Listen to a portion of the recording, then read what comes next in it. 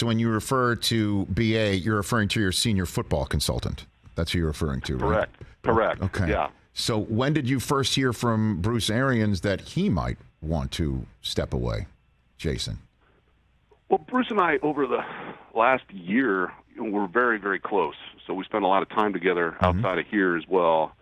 Always had talks of, when he thinks he's going to step aside.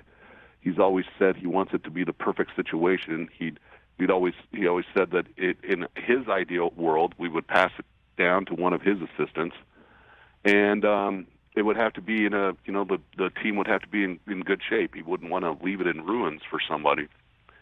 And so it was about the combine. We started talking about it a little bit, but he didn't want to leave if we had uncertainty at quarterback. And when Tom told us that he was coming back, Bruce waited a day or two and said, "This is the perfect situation, and to pass the torch."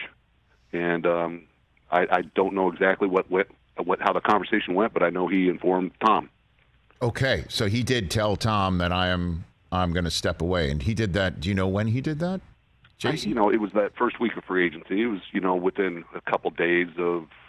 I believe all these days run into each other, Rich. So I can't tell you the difference between yesterday and 4 weeks ago. So, but it was within a couple days, and I know they had a really good talk, and Bruce told me that Tom understood, and then Bruce, we started talking a little bit more about it, and it kind of went from there. So we didn't make the final decision for a while, but on Monday, this past Monday, while we were at owners' meetings, he called Todd, and then I called Todd, and I know ownership called Todd, so got the ball rolling.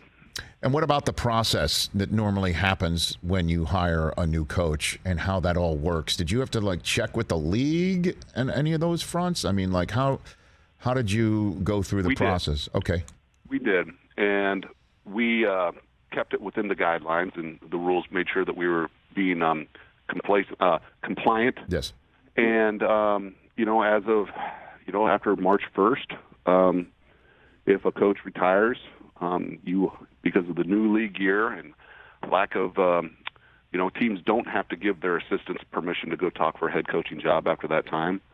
So it'd be hard to, first of all, get candidates. It'd be hard to assemble staffs. So they that's not why we hired Todd, but I'm just saying that's the reason why we were able to pass the torch to Todd.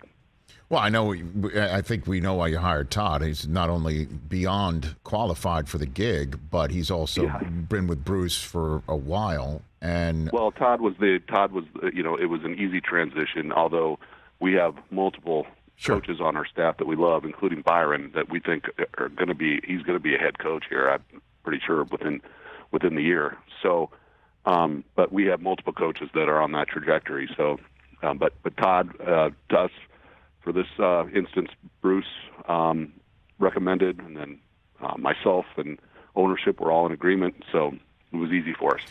Todd, I've got Jason Licht right here on the Rich Eisen Show, the general manager of the Tampa Bay Buccaneers. Look, man, you've been Did you around. say Todd Light? No, I did. I just because it was Todd Bowles, and I said Light. Well, I always get Todd Light, the old safety. No, that's exactly what happened. I'm not perfect, I like to think I am. Hey, you watched all the way to the end. Thanks for that. Watch more right here.